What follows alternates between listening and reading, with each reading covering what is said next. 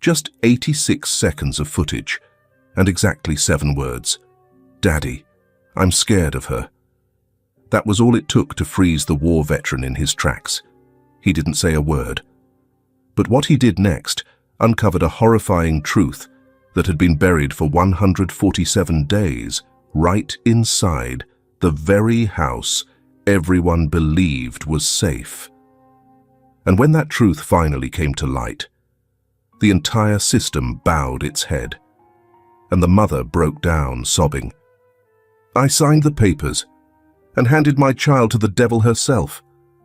The sky over Oak Ridge was gloomier than usual today. Grey clouds hung heavy, like something was about to crack open. A sand-colored pickup truck turned into town, rolling past the old Parker's store with its flaking sign, past the rundown gas station, and past the row of bare birch trees hissing in the winter wind. Everything in Oak Ridge looked the same as it had 3 years ago. Only Daniel Reese had changed. The white paint on the 2-story house had faded. The porch sagged a little. Water stains marked the outer walls, but the soft yellow light inside still glowed warm.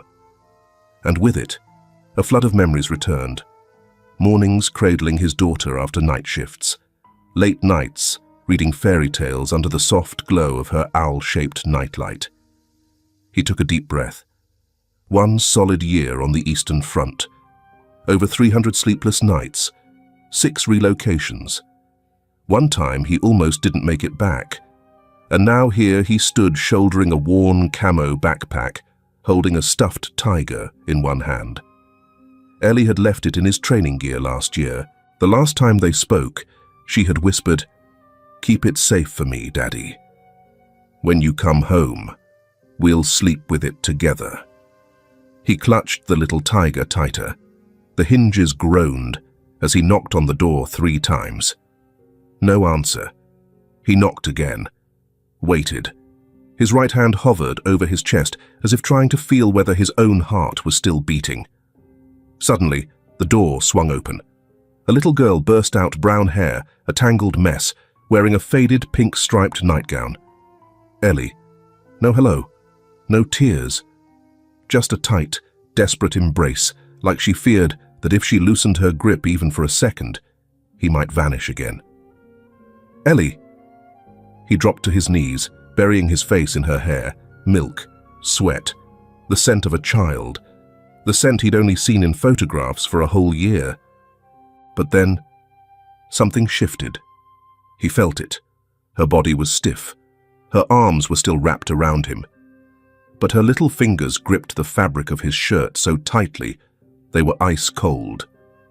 The little girl buried her face into her father's collar and whispered, "Daddy, I'm scared of her." Daniel felt like someone had punched him straight in the chest. He gently loosened his arms and stepped back to look at her. "Who are you scared of?" he asked, his voice low, trying to stay calm. Ellie shook her head and quickly turned to hide behind his back.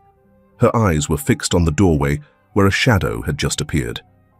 A tall, slender woman with neatly tied brown hair stood there in a navy blue uniform. Every button was fastened. Not a wrinkle in sight. Her face was unreadable. Darla. She nodded. "Reese, I didn't know you were coming." Daniel straightened. That name, how she said it, it wasn't wrong, just unfamiliar. "Where's Kimberly?" he asked, referring to his ex-wife. "She's overseas for work. I've been authorized to temporarily care for Ellie," Darla replied, motioning toward the document taped to the inside of the door. Daniel looked down at his daughter. She was now fully hiding behind him, clutching his shirt like it was the only thing anchoring her. He crouched down. "Are you okay?" Ellie nodded, then hesitated, shaking her head. "She's not like before, Daddy." Daniel said nothing. He looked at his daughter, then back at the woman standing in the doorway. Darla didn't avert her gaze, but there was a coldness in her eyes, an emptiness that suggested nothing in this world could truly move her. "I want to speak with Ellie alone," he said firmly, his voice low but resolute. Darla pressed her lips together. A flicker of hesitation crossed her face, then disappeared. "Of course, though it's best to schedule ahead," she replied with a faint, calculating smile. "After all, this isn't your home anymore." Technically true, but the words cut like ice. Daniel didn't respond. He knew exactly what the divorce decree said. He knew the clause granting Darla temporary guardianship while Kimberly was away was legally valid. But he also knew there are things no piece of paper can convey. Things only a father's instinct can feel. Ellie still held tightly to his hand. She was trembling. He knelt down again, looking into her eyes, the same eyes that once lit up every time he walked through the door. Now, they looked timid, as if they wanted to disappear. "I'll be back soon, very soon. Hold on to this, sweetheart. It'll stay with you, just like I would." He placed the stuffed tiger into her hands. Ellie took it, gripping it tightly like it was the last lifeline in a freezing sea. She didn't say a word, but her eyes screamed. Darla stepped out of the doorway, tilting her body aside, her voice even. "Come inside, Ellie." "It's getting cold." The little girl hesitated, looked up at her father. Daniel nodded gently, doing his best to hide the storm raging inside him. "It's okay, sweetheart. I'm right here. If you ever call, I'll come." Ellie slowly stepped inside. As the door closed behind her, Daniel remained motionless, as if a part of his own body had just been torn away. A sweep of early winter wind brushed through the yard, scattering a few withered birch leaves that had lain quietly at the foot of the porch. From the edge of the awning, a single drop of water fell, silent and slow. Daniel pulled out his phone and reopened an old message from Kimberly. "Everything's fine. Darla is taking good care of her. No need to worry." He turned off the screen. No need to worry. For the first time since coming home, he wasn't afraid of bullets or battle. He was afraid of the silence, of the things hidden behind doors that looked like they led to peaceful homes. After that day, Daniel returned to his small apartment in silence. He didn't sleep, didn't read the newspaper, didn't play music like he usually did. He just sat in his chair, in the middle of the quiet room, with warm yellow light filtering through the blinds, and in his hands was a stuffed tiger, a replica of the one Ellie had once tucked into his backpack before he left for the front lines. The words, "Daddy, I'm really scared of her," echoed in his mind, like the steady beat of an invisible drum. The next morning, he got up earlier than usual. Even though he wasn't scheduled to pick up Ellie until 2 p.m., he parked outside the house at 1:20, sitting in his car, eyes fixed on the white-painted home that used to be his. That Saturday afternoon was unusually warm. November in Oak Ridge rarely felt so gentle. Maple leaves blanketed the path, and shafts of golden sunlight filtered down through bare branches. But to Daniel, everything was silent. At exactly 5 minutes to 2, the side gate creaked open. Darla stepped out, neatly dressed, composed, wearing the same faint smile as the day before. "You're early, Reese." "I didn't want her to have to wait." His reply was simple, but his eyes were already scanning the yard. Ellie was sitting on the swing in the middle of the lawn. She wore a beige turtleneck pulled up to her chin. Daniel found it odd weather this warm, and she's in a turtleneck. But he didn't ask. Not yet. "Hey there, Daddy's little princess." He walked over, trying to keep the unease from showing in his voice. She smiled and hugged him tight, not trembling like the day before, but still careful, still guarded. "Where would you like to go today?" "The ice cream shop. By the post office. Like before." Daniel nodded. As he bent down to adjust her shoelace, she instinctively lowered her head to tie the other one, brushing her hair aside. That's when he saw it, a bluish-purple mark on the back of her neck. Faint, long, but unmistakable. He froze for a moment. "What happened to your neck, sweetheart?" Ellie flinched slightly, then turned away. I don't remember. Maybe I bumped it while playing, on a chair or something. Before he could say anything more, Darla came out holding a cloth tote bag. I packed a few little things for Ellie, just in case. The sun's out, so try not to let her eat anything too cold. And also, she paused for a split second, then smiled sweetly. You know Ellie. She's very sensitive. Sometimes she imagines things. The other day, she told me, I locked her in her room just because I didn't give her another cookie. Kids, right? Their imaginations run wild sometimes. Daniel kept a calm face and nodded in thanks. He looked at his daughter. Ellie didn't react. She only tightened her grip around the stuffed tiger. They headed to the car. On the way to the ice cream shop, Ellie chatted about school, about a friend who had a cat, about her new teacher. Daniel drove, glancing at her through the rearview mirror. It was still her voice, still her eyes, but it felt like there was some invisible curtain between father and daughter. He wanted to ask more, but every time he saw her smile, some part of his rational mind pulled him back.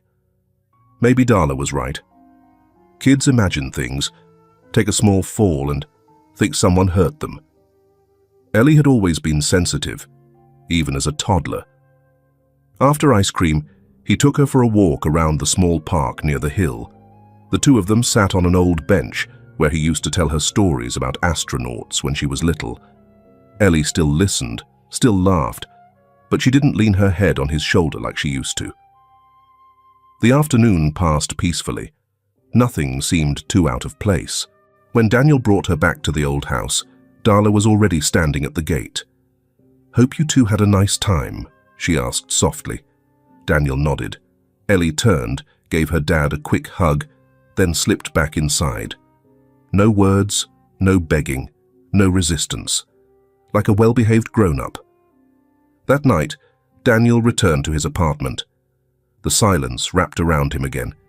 He took off his jacket, made himself a cup of coffee, and placed Ellie's cloth bag on the table to go through it one more time.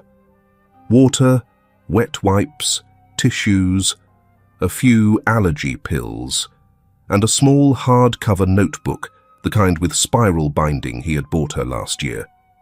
He opened the notebook. A few scribbled drawings. One page had a green cat. Another showed two people holding hands, him and Ellie, without a doubt. Then he flipped to the last page. There, taped down with a thin strip of clear tape, was a small piece of paper. In thick purple ink, written in a child's uneven hand, were 4 words. "She locks me in." Daniel sat frozen. No wind, no sound, just those 4 short words. But they hit him like a bomb straight to the chest. He read it again. Once. Then again. No excuse could soften it now. There was no more room for doubt. Daniel closed the notebook, set it on the table, and slowly clenched his fist. The old scar on the back of his hand twitched, a remnant from a battle fought far away, now throbbing in his palm at home. He had once fought to protect his country. But this time, he would fight. To protect his daughter. And the first person he needed to see again was Kimberly. Daniel hadn't slept all night. The scribbled words in the notebook, "She locked me in," seemed etched into his eyelids every time he closed them. He had called Kimberly right after bringing Ellie home, but her phone was off. The message he sent showed only "delivered," with no reply. The next morning he called again, a second time, a third. By the 6th call, hope had run out. Kimberly either didn't want to be disturbed, or worse. She already knew. Daniel gripped the steering wheel a little tighter as his car glided past the familiar narrow streets of Oak Ridge. He used to ride this very road with Ellie on the back of his bicycle, taking her to preschool. Now, his daughter was wearing a turtleneck in the middle of summer and writing pleas for help that no one seemed to hear. He pulled up in front of a white house, 2 doors down. The front door was open. Mrs. Mildred, their old neighbor, was watering her plants on the porch. "Mrs. Mildred," Daniel said as he walked up, nodding politely. She looked up and offered a gentle smile. Daniel Reese. My goodness, how long has it been? Almost a year, he replied with a faint smile. I was wondering, have you seen Kimberly around lately? The elderly woman hesitated, her eyes flickering with a touch of discomfort. Well, she's not here much anymore. Since she married that Mr. Frank, she moved in with him, way up on the north side of town. Little Ellie's mostly with that Darla woman now. Daniel narrowed his eyes. You mean the full-time housekeeper? Yes. It's odd, actually. The little one hardly ever goes outside. And the mother, well, I haven't seen her dropping off or picking up the girl in a while.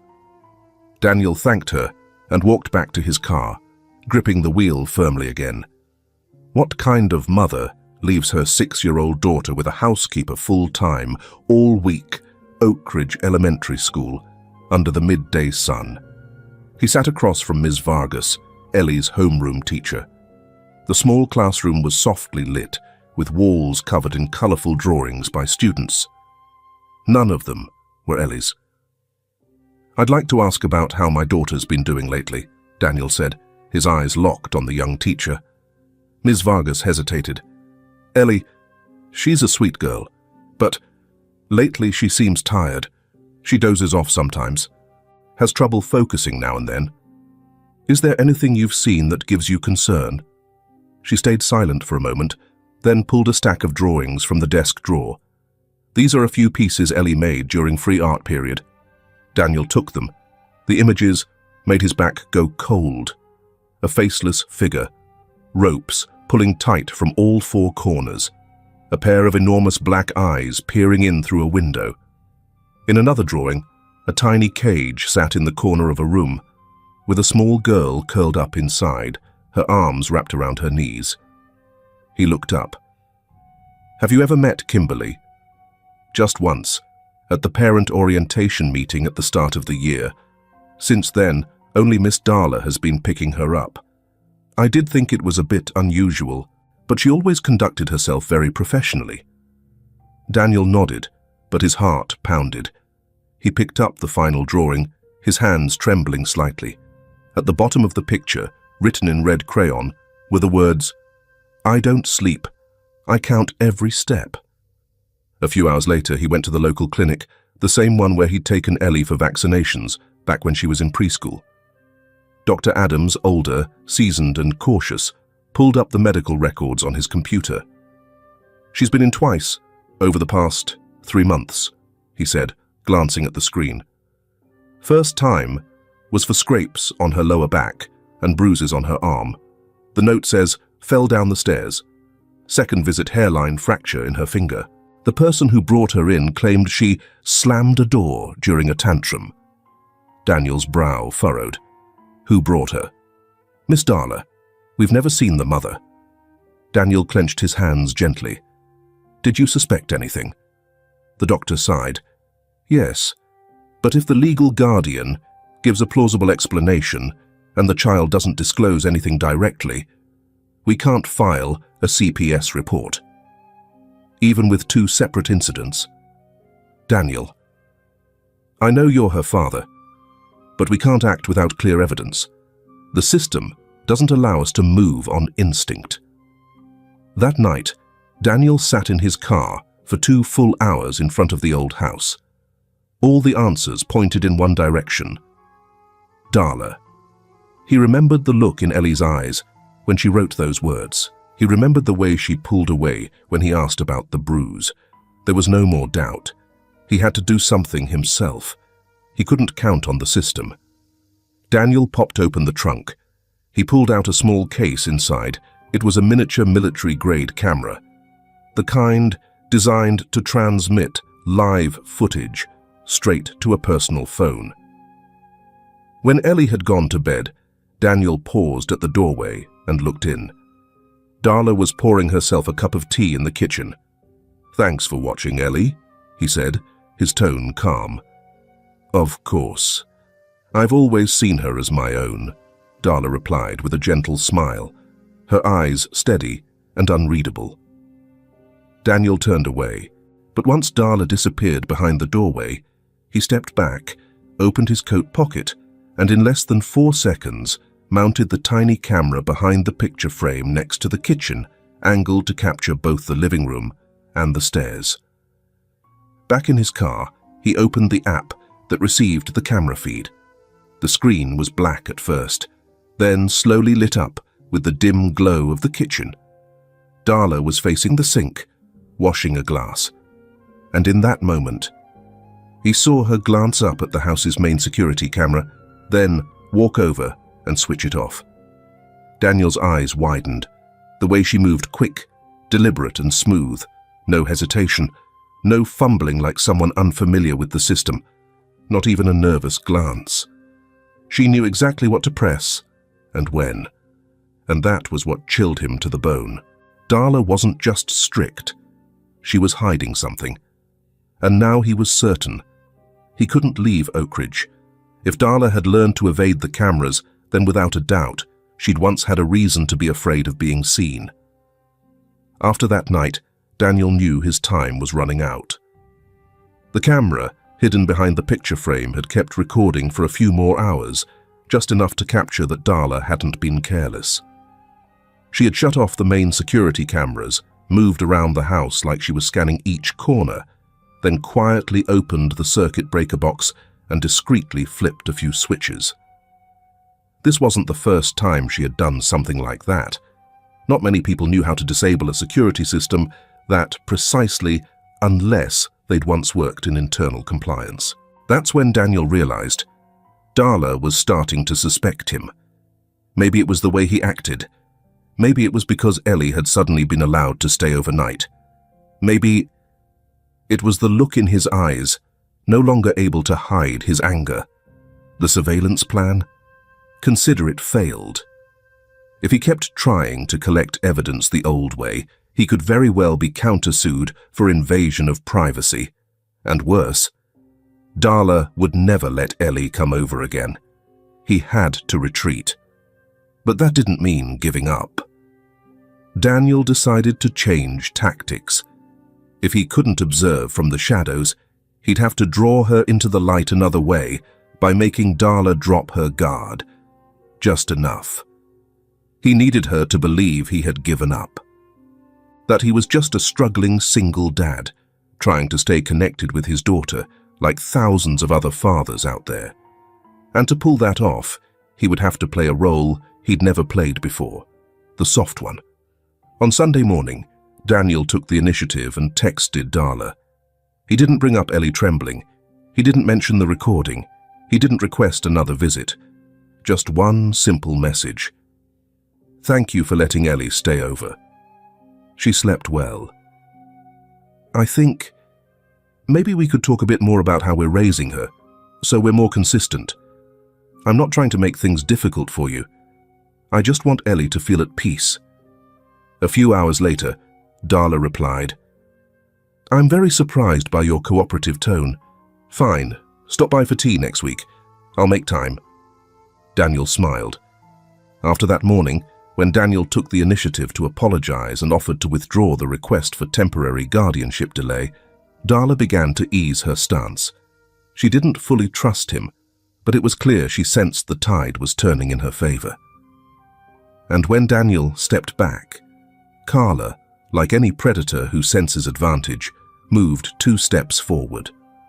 On Friday afternoon, she called him herself. Do you want to take Ellie overnight tomorrow? After all, her birthday's coming up. She mentions you a lot. Her voice was light, almost casual, but Daniel knew better. This wasn't about Ellie. It was a test to see if he had truly given up, just as he claimed. He agreed, keeping his tone even, revealing nothing. The old plan had failed. The camera had been discovered. Carla was on alert now, but there was one thing Daniel understood better than anyone else. When someone starts to feel safe, that's when they're most likely to slip. That evening, he tidied up the master bedroom, changed the sheets, and placed Ellie's favorite owl-shaped pillow right where she liked it. He hid a voice recorder in the nightstand drawer, not to coax a confession, but to create a safe space. A place where, if words came, they'd come on their own. He pulled a chair up beside the bed, gently brushed her hair, and whispered, "Sleep, now. I'm not leaving the room." Ellie nodded, her lips barely moving. "Can you turn off the lights, but leave the hallway one on?" "Yes, I'll leave it on." As the room fell into silence, Daniel stayed seated on the edge of the bed. His hand rested on his phone, thumb quietly activating the recorder. No clicks, no sound. He didn't expect his daughter to say anything tonight, but he wasn't going anywhere. He stayed, just so she'd know she wasn't alone. The sound woke him at 2:11 a.m. It wasn't loud, just a faint, high-pitched whimper, like a breath being caught, strangled in the throat. Daniel turned his head. Ellie was curled up in the corner of the bed, arms wrapped tightly around her knees, face buried in the crook of her arms. She was trembling, shoulders jerking with each silent sob. He shot upright.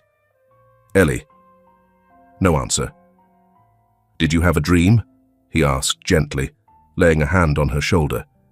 She flinched as if shocked by electricity, then buried her face again and shook her head over and over. "I didn't dream. I'm awake now," she whispered, her voice like wind through a crack, thin, broken, and barely there. Daniel gently squeezed her frail shoulder. "What are you afraid of, sweetheart? It's just me here. No one's going to hurt you." After a pause, Ellie whispered, barely audible, "I thought I was still in the closet." Daniel felt like someone had punched him in the chest. He tried to keep his voice steady. "What closet?" Ellie looked up at him in the dark. Her little eyes shimmered with tears, but none fell. "The storage room, under the stairs. She locked me in there." "How long?" Daniel's voice turned hoarse. "The longest time was from after breakfast until it got dark. I spilled orange juice. She said I didn't take care of things, that I made Mummy sad, and I had to be punished." "Did she hit you?" Daniel asked, each word deliberate. Ellie shook her head, then stopped, and gave a tiny nod. "Not like hitting you'd see. She wrapped my hands with a towel, tied them to the water pipe, and said, 'Crying won't help. If I cried out, no dinner. If I screamed, she'd take all my toys.'" Daniel slowly turned on his phone, switched it to record, and placed it beside Ellie's pillow. He didn't interrupt, didn't press, just sat there like a mirror, waiting for his child to go on. Ellie stared at him for a long moment, as if weighing something, as if wondering, will Daddy believe me? "I'm scared to cry," she continued, her lips trembling, "because if she sees me cry, she'll smile." Daniel froze. His heart seemed to melt and harden all at once. That sentence, those words, they didn't belong to a 6-year-old. They came from someone forced to grow up in silence. He pulled Ellie into his arms and held her tightly. "Daddy's here now." "I don't know if you believe me," Ellie murmured. "I believe you. Every word." For the first time, the little girl rested her head against his chest. No tears, but her shoulders stopped shaking. Daniel closed his eyes, to keep the sting from spilling over. The next morning, Daniel made warm milk for Ellie, then quietly opened his laptop, transferred the audio recording to a USB drive, and saved another copy to his personal hard drive. He couldn't call the police, not yet, but now he had a voluntary, detailed statement from Ellie herself, and from the camera that had been discovered. She was cautious now, but she didn't know. She had already slipped. While Ellie played with building blocks in the living room, Daniel stepped onto the balcony and called his attorney. "I need to establish custody, immediately." From inside the house, Ellie's voice floated out, soft as breath. "Daddy." If I ever have to go back there, please don't let me forget my little night light. I'm scared of the dark." Daniel didn't answer. He gripped the railing tight. Back there. Number. His daughter would never go back there again. Not even once. Monday morning, Daniel stepped into the attorney's office with a USB drive in his hand. He didn't sit right away. His palms rested on the wooden desk as if to steady himself, but the tension in the veins along his skin betrayed his state of mind. "This is Ellie's recording," Daniel said plainly. "Not coerced. Voluntary. Clearly described." Attorney Mitch Talbot booted up his computer. His face was usually as stiff as carved wood, but just 10 seconds after Ellie's voice began to play, his brow tensed slightly. When the part about the rope came on, he muted the speaker. "The emotion is real," he said quietly. "But a child under 7 isn't a legal witness unless there's a third-party observer or corroborating physical evidence." Daniel's voice tightened. "What do I need?" "Something the court can't ignore. Photos, video, old bruises. A concrete act caught in the moment." Daniel exhaled hard. "I've got 2 days left. This weekend."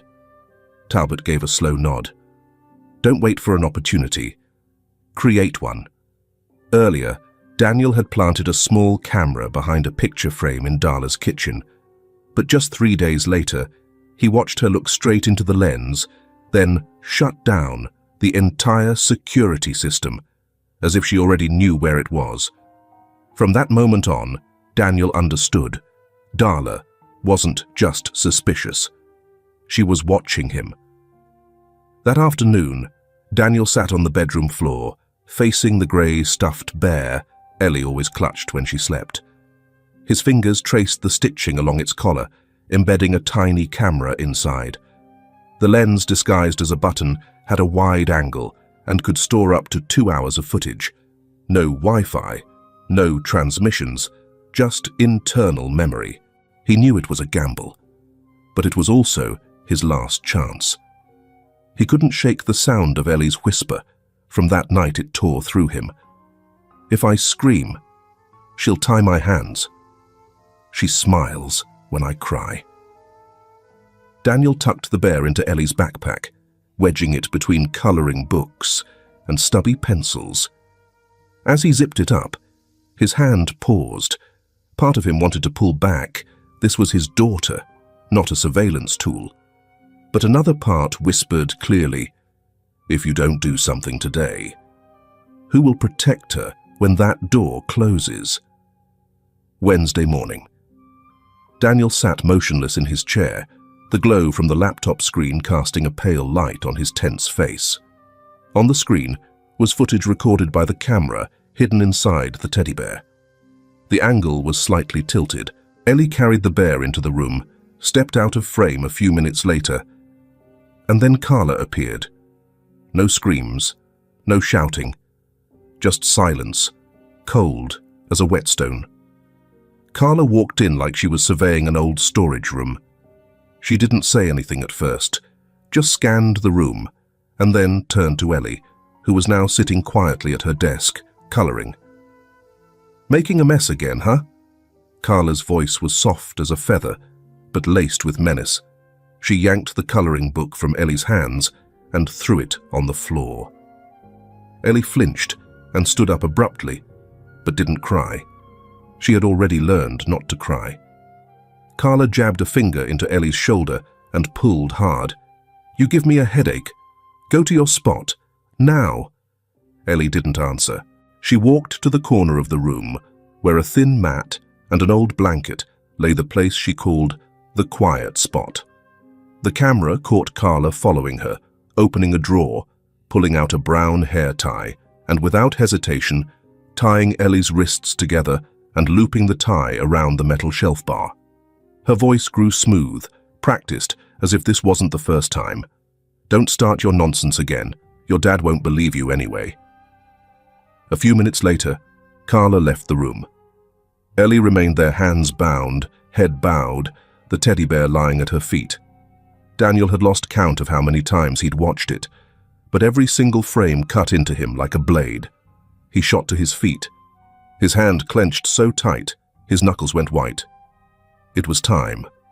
No more waiting.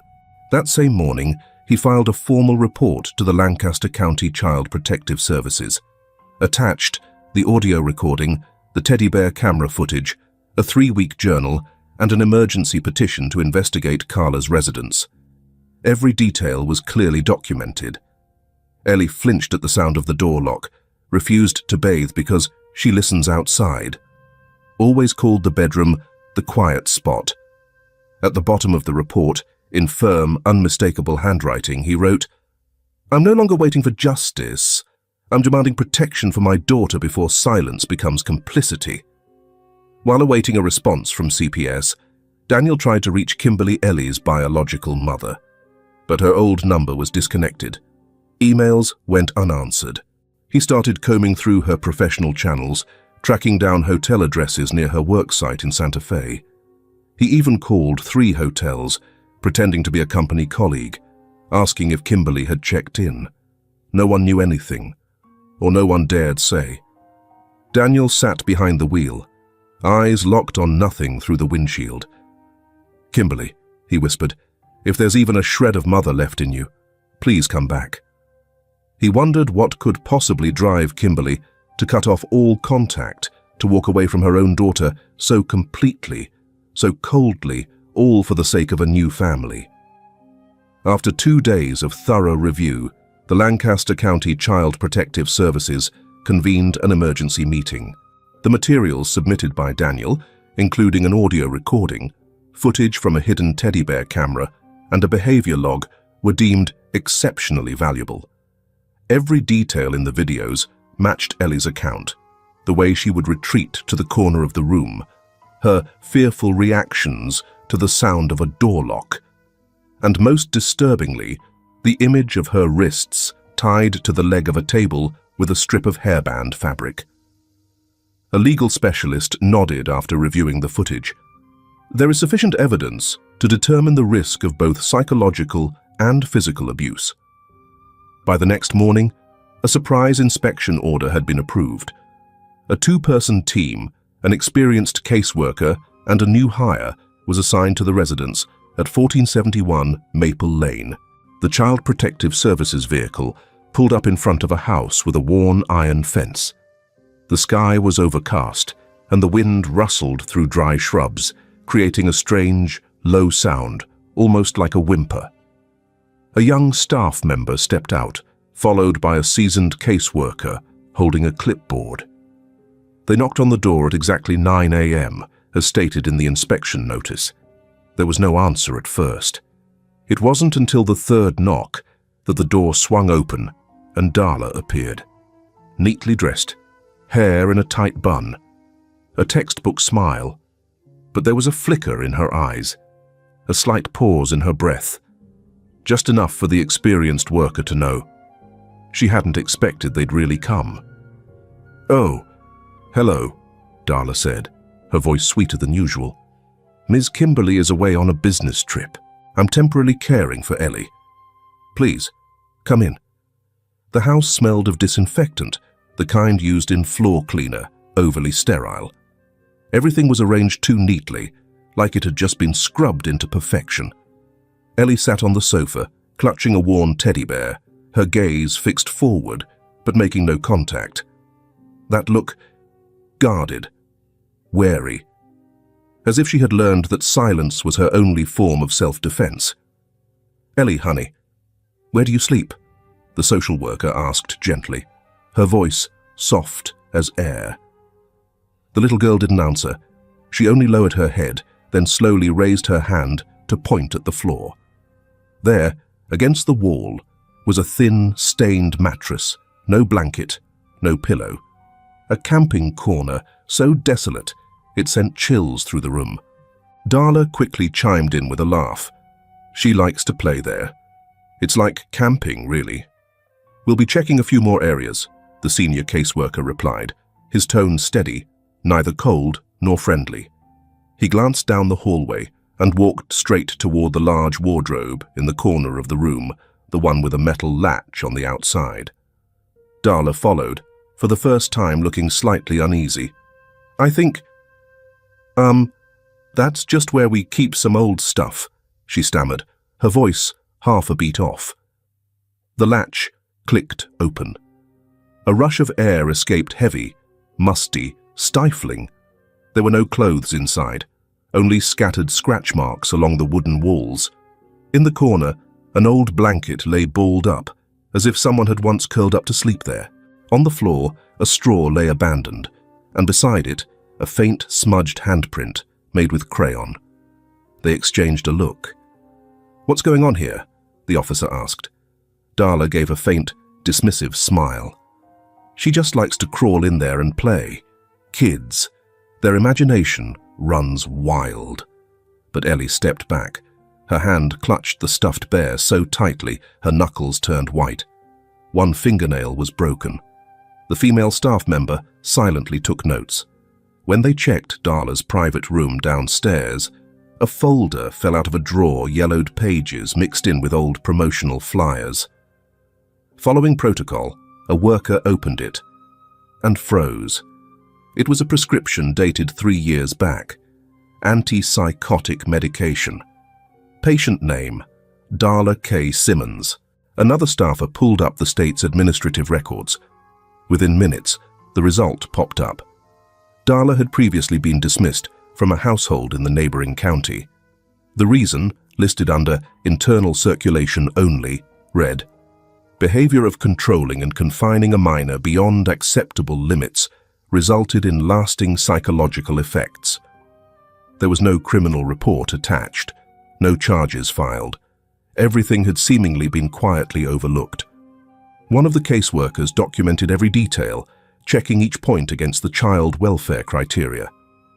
At first, it was routine, but now, each line of notes had started to feel like the unfolding journal of a growing suspicion, no longer something that could be ignored.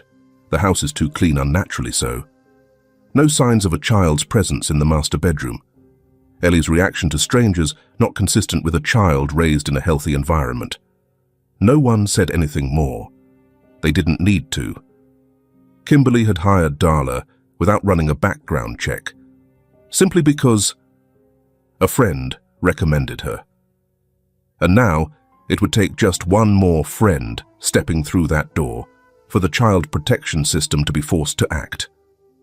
As they were leaving, the social worker turned back to look at Ellie.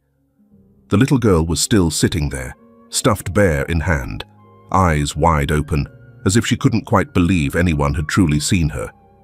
But then, in a slow, cautious reflex, Ellie gave the faintest nod. Almost no one noticed, except the man sitting outside in the car, Daniel. And in that instant, when father and daughter locked eyes, he understood. This was no longer a choice. It was a calling. The next morning, at the Lancaster County Child Protective Services office, Daniel was invited in for a private meeting. The room was small, with frosted glass windows and a water cooler tucked in the corner. 3 people sat across from him, a legal specialist, a social worker who had been part of the previous day's inspection, and a child psychologist. "We appreciate you taking the initiative to send over those documents," the woman in the soft blue blouse said gently. "After yesterday's visit, there are a few things we need to clarify." Daniel nodded, gripping the unopened bottle of spring water in his hands. The legal specialist pulled a printed sheet from the case file. According to the Guardian's statement, Darla Simmons, she provided a phone number as the point of contact for Ellie's biological mother, Kimberly Graceland. However, after running it through our systems, we found no record of it anywhere. No medical history, no employment accounts, and no legal contact tied to Kimberly. Daniel frowned and leaned forward slightly. "That number is—" The woman read off the digits. Daniel clenched his hand tighter. "That's the number Darla handwrote for me 6 months ago when I asked to reach Ellie's mother," he said, his voice firming. "I called it dozens of times. No one ever picked up. The child psychologist quickly jotted something down in her notebook. "We're currently examining the possibility of intentional communication isolation," she said, "especially when paired with Ellie's psychological symptoms, anxiety, fear of door locks, refusal to sleep in the main room, and the strange orderliness of the household." The legal specialist's tone grew more serious. A flawless facade was constructed, clean, organized, seemingly attentive. But behind it lies a pattern of calculated control, something even a 3-year-old can't hide, if asked the right way. Daniel said nothing, not because he was surprised he wasn't, but because, for the first time, he could clearly see what he had only sensed before. Manipulation, dressed in smiles and coated with cold, clinical professionalism. That night, Daniel's apartment remained dark and still. The only light came from the faint blue flicker of his computer screen, casting shadows across his tense face. The coffee mug on the table had gone cold hours ago. On the screen was the first video clip he had retrieved from the hidden camera inside Ellie's stuffed bear, the one she brought with her that day. The image trembled slightly. The audio was distorted with static, but the voice that rang out was chillingly clear. Carla. She stood in front of Ellie, her face contorted with fury. In her right hand she gripped a thin white plastic rod. "I was abandoned too," she screamed, her voice tearing through the screen. "Nobody loved me. You think you're better than me? Shut up. You're just a freeloader." Daniel paused the clip. His fingers trembled slightly. His hand clenched into a fist. He didn't close his eyes.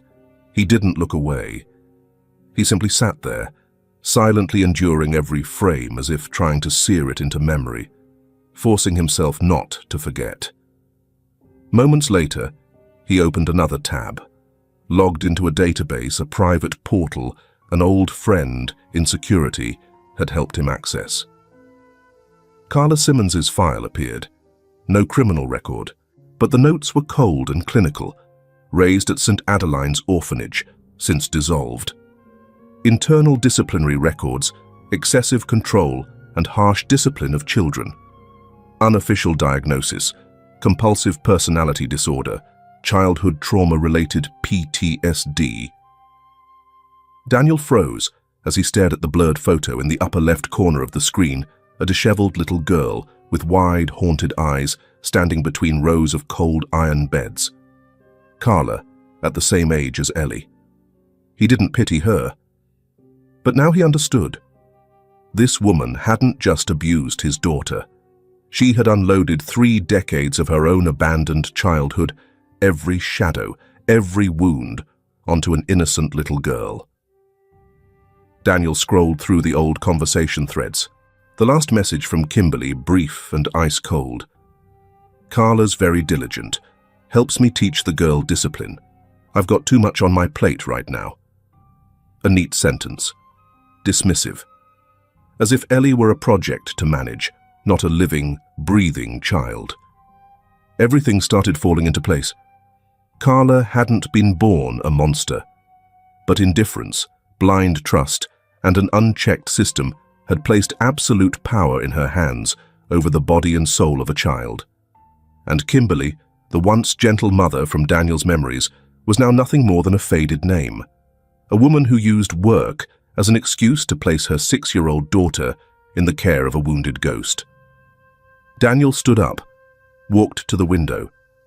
The night outside was starless, the sky thick with heavy, brooding clouds like his mind. His chest tightened, not just for Ellie, but for the heartbreaking reality that a child, his daughter, had learned to survive in silence, to endure, under the hand of someone who was once a victim, and from a mother who should have been her safest place in the world. He returned to the desk, turned on the voice recorder, opened each file, marked every timestamp. Every second could be evidence in court. This time, he wasn't just a father. He would be the one to break the cycle, the toxic loop that had gone on too long. Not with rage, but with truth. And then, As Daniel reopened the old call logs, a number once saved as Kimberly last time suddenly lit up in green. He tapped the call button, not expecting anything. 3 rings. Then, a cautious female voice answered. "Hello?" Daniel gripped the phone tighter, his heart pounding in his chest. "Kimberly, it's me, Daniel." There was silence on the other end. Then, a trembling voice replied, "Daniel, what happened to my daughter?" The meeting room at the Child Protective Services office was small and windowless, its pale grey walls holding in the heavy scent of old paperwork and tightly coiled tension. Kimberly sat upright, her hands clasped together. Her hair was neatly pinned up, like she'd just stepped out of a boardroom meeting. Her business dress was perfectly pressed, not a wrinkle in sight, but the fatigue on her face had started to show. Daniel sat across from her, eyes fixed on her, without blinking. The caseworker placed a laptop on the table and opened a video clip without introduction. The screen lit up with footage of Ellie being yanked up from the floor, her wrists bound tightly with a white elastic band. In the background, Carla's voice barked. "You want to cry? I'll shut that mouth up right now." Kimberly seemed to freeze, her face drained of color, as if all the blood had fled. Her eyes locked onto the screen, but her hand gripped the edge of the chair. When the video ended, she still said nothing. The room sank into silence until her voice broke through small, trembling, as if it had fallen from somewhere far away. "I didn't know anything. I trusted Carla. She took care of the house, cooked, handled everything. Better than I could." Daniel took a deep breath, but didn't speak. He waited. A minute passed before Kimberly's shoulders began to shake. She brought her hands up to her face, tears slipping through her fingers. "I thought I was doing the best I could for her future. I worked, took extra shifts, tried to earn more money. But I didn't see that her present was turning into hell." Daniel's voice was hoarse, no longer angry, just filled with something close to despair. "You didn't hand your child over to a monster, but you closed your eyes, closed your ears, and signed the paper that gave her permission to become one." Kimberly looked up. Her eyes were red and swollen. "I believed in her. Carla lived with my mother for a while. I thought she was just a little strict. Ellie never said anything." That afternoon, sunlight stretched across the stone porch in front of Carla's house. But inside, the air was stifling. When Daniel opened the video one last time, he noticed a small but troubling detail. The stuffed bear Ellie always held was missing from the footage. The camera in that room had gone dark early that morning. His gut tightened with a chill that ran straight down his spine. He sped to Carla's house without calling ahead. The door was unlocked, but the place was eerily empty. On the kitchen table sat a few opened milkshake cartons. 2 suitcases were near the door, and on the sofa, a stuffed bear torn open, its white fillings spilling out like a warning. Carla knew she had been watched. Daniel rushed down to the basement. Carla's silver sedan was no longer in its usual spot. He called the police and reported a possible child abduction. Fortunately, the neighborhood surveillance system had captured the license plate of the vehicle that had just exited through the back gate. 35 minutes later, at the junction near Highway 18, police intercepted Carla's car. Ellie was curled up in the back seat, clutching her old rag doll. When Daniel ran toward the vehicle, she looked up at him, her eyes wide with fear. But when she saw it wasn't Carla approaching, she broke down in tears. For the first time in weeks, Carla was handcuffed and taken to the station on charges of unlawful detainment and child abuse. As she was being led away, she shot Daniel a bitter smile. "I didn't do anything wrong. I just taught her the way I was taught." A day later, Kimberly returned from her business trip.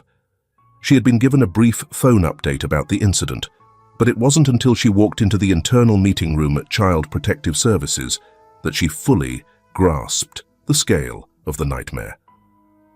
The room was dim, lit only by the glow of a large screen showing footage from a hidden camera inside Ellie's stuffed bear. When Carla's first scream echoed through the speakers, Kimberly covered her mouth with both hands. Tears streamed between her fingers. "She never said anything," Kimberly whispered. "I thought she was just quiet, like so many kids are." There was a moment of silence. Then, as if trying to explain it to herself, she added with a soft sigh, "Carla once told me her mother was paralyzed on one side. As a child, Carla had to take care of her every single day, bathe her, feed her, help her stand, change her diapers. She wasn't allowed to complain. One time, she spilled some porridge and her mother locked her in the storage room all night for it. She said that's when she learned to be silent and to follow rules." Daniel didn't say anything, but his eyes slowly grew heavy with sorrow. "Looking back now," Kimberly said quietly, "maybe..." Carla believed she was training Ellie to survive, the same way she had learned to survive. Her voice trembled. "But that's not how you raise a child. That's how you slowly kill everything they feel." Daniel stood by the door, his eyes fixed on her. And in that moment, he saw the image of the mother he used to know, warm, spirited, completely fall apart. After the video ended, Kimberly was taken to the interrogation room, where Carla was already waiting. Two women now sat facing each other, once friends, now plaintiff and defendant. But they had once shared the same belief, that if no one hurt a child, perhaps it was safe to simply let them grow up on their own. Kimberly entered, her posture trembling but trying to hold steady. She sat down across from Carla, her voice cold and splintered. "What did you do to my daughter?" Carla crossed her arms and leaned back in the chair. Her face no longer held the calm composure of the previous day. It looked more like a mask, beginning to crack. "I did what you wouldn't," she said. "I taught her to be independent. No crying, no asking. You handed her over to me. Where were you?" It landed like a slap. Kimberly jolted to her feet, her hands trembling with fury. But Daniel stepped in, gently guiding her back into her chair. He looked straight at Carla, voice steady but firm. She didn't dare cry. She was afraid if she did, she wouldn't get fed. She believed that even if her mother knew, she would still ignore her. Those words struck Kimberly like a cold blade to the chest. Her eyes dropped. She pressed her hand to her forehead, no screaming, no rebuttal. Just one thing lingered in her gaze: collapse.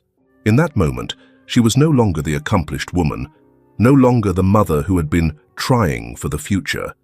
She was simply a mother. Realizing she had been absent in the cruelest chapter of her daughter's life, and the cost of that absence was an entire childhood lost forever. Daniel rose first. He didn't want to add cruel words to a room already filled with silence. He left only one sentence behind.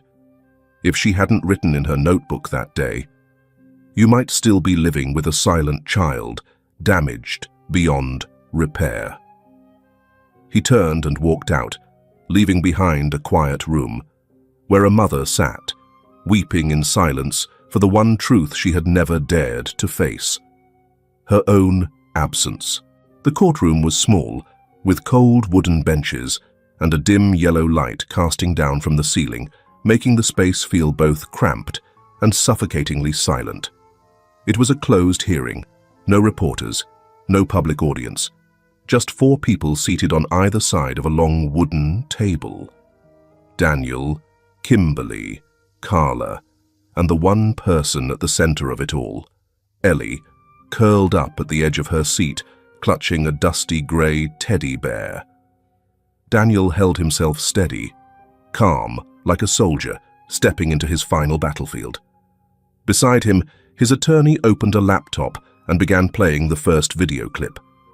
The audio echoed through the speaker, Carla's yelling, Ellie's muffled sobs in a tight, confined space. Then a brief cut to still images, scratches on the girl's wrist. A medical record from the past marked, "Fell down the stairs," which didn't match the height of the home's railing. Then, a voice recording, "If you scream, you get tied up." No one in the room dared to breathe too loudly. Carla kept her head down, fingers laced on her lap, her back pressed tight against the chair as if she could disappear into it. When the lawyer asked, "Do you have anything you'd like to say?" she only gave a slight shake of the head. Then, in a voice barely more than a whisper, she said, "No one ever taught me how to love a child." Daniel didn't look at her.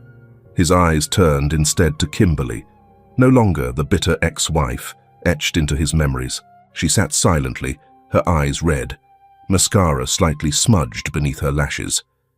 When the judge asked, "Mrs. Kimberly, is there anything you wish to present before this court?" She took a long breath, then stood. I didn't protect my child. I don't deserve to raise her," she said, her voice catching not a hint of defense or blame. "I was too caught up in work, in the things I thought were our future, and I forgot to see her present. I asked the court, please don't let her suffer any longer because of me." The silence stretched. No one moved. The judge, a man in his 60s with a worn, furrowed face, nodded slowly. Then he turned his gaze toward Ellie. She sat hunched behind the long table, eyes glancing toward her father as if looking for permission. Daniel didn't nod. He didn't prompt her. He simply looked back into her eyes, with the same gaze Ellie once knew so well, back when she was little, back before she even understood what a locked door meant. "Ellie," the judge said gently, "who do you want to live with?" Silence. 1 minute. 2. The room held its breath. Ellie clutched her teddy bear tighter, her lips pressed together, her eyes fixed on no one. Then, in a voice so small the court clerk had to lean in to catch it, she said, "I want to sleep with the light on," and the door unlocked. Every eye turned to the judge. But at that moment, no further testimony was needed. In a steady, solemn tone, he declared, "The court grants full custody of Ellie Reese to the plaintiff, Mr. Daniel Reese. Mrs. Kimberly is to forfeit legal guardianship for a period of 5 years, subject to re-evaluation following psychological support." Gavel struck. No applause, no smiles. But in that moment, when Daniel turned and opened his arms, Ellie rose to her feet, took a few hesitant steps, then rushed into his embrace. Not a word was spoken, only the soft, broken sobs, cracking like glass. Daniel didn't whisper, "Daddy's here." He simply held her close and felt against his shoulder, a little girl who had finally allowed herself to cry. Under the light. ChatGPT Jun Noi. Hai tang sau ki set shu. Thu mang la vang trai dai tren con juong. Hep dan jen nha go ko mai nha jen. Tren ria titran. Daniel's small pickup truck was neatly parked beside a freshly painted white fence, and a little fox-shaped lantern hung on the porch, slowly spinning in the wind. Inside, Ellie sat cross-legged on a soft rug, cutting and pasting colorful pieces of paper. She wore a cream-colored sweater, her hair tied into pigtails with blue ribbons, glancing every so often out the window where sunlight streamed through the trees and stretched across the mint-green walls of her bedroom.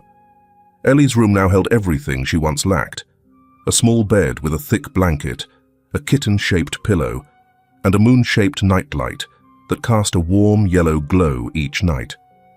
Daniel had built the low bookshelf himself. Every evening, he sat beside her and read fairy tales until she drifted off to sleep, always leaving the door ajar, with the light still on. One Saturday afternoon, Daniel took Ellie to the neighborhood park. Fallen leaves rustled under their shoes. Ellie held a box of crayons, then sat on a stone bench and began to draw. A while later, she held up her picture for him to see. A square little house with golden light spilling from the window and out front. A man bending down, holding a tiny girl in his arms. "I'm calling it the house with light," Ellie said, her eyes gleaming beneath tousled bangs. Daniel sat beside her, gently laying a hand on her shoulder. He didn't speak. He just stared at the drawing for a long time, as if afraid that one day he might forget this moment when light was captured by his daughter's hand. Far off, across the park, a woman stood partly hidden behind the trees. She wore a grey coat, her hand tightly gripping the strap of her purse, her gaze fixed on Ellie's every step. When the girl burst into laughter under the sun, Kimberly stopped in her tracks. She pressed a hand to her chest, tears spilling down without a sound. Daniel saw her. He didn't move toward her, he simply stood and waited. ChatGPT Jannoy. Kimberly walked forward slowly, stopping a few yards away, careful not to cross the court-ordered boundary. She stood there in silence, watching her daughter chase after a white cat basking in the sun. Amid the falling leaves and hazy light, she finally spoke, her voice trembling. "I know. I no longer deserve to be called her mother, and I'm not asking for anything back. But if one day she ever wants to call me Mom again, I'll treasure it more than my own life." Daniel didn't respond right away. He just looked at her, the woman who once chose silence, who once turned her back. But today, at the very least, she chose to stand still and wait not for his forgiveness, but for the forgiveness of the child they both once let slip through their arms. Ellie came running, wrapping her arms around her father's leg, beaming. "I think I'll name the cat Mooney. Is that okay, Daddy?"